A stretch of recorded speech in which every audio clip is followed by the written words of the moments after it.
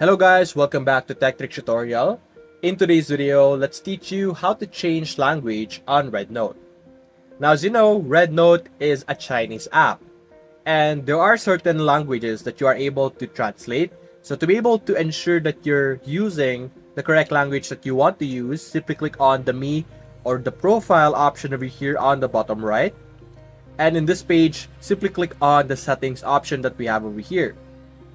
In this page, click on General Settings, and you can see here on the top you have your display. Simply select Languages, and these are the different languages available for you to choose from. So simply select the specific language that you want.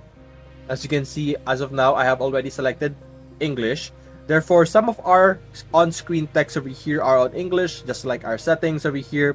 But of course, there are parts that are going to be in Chinese because of course, this is a Chinese app. Majority of the users are Chinese. Therefore, their username, the user title or video title are going to be in Chinese. So that's basically it guys. If you enjoyed this video, leave a like and subscribe. Thanks for watching.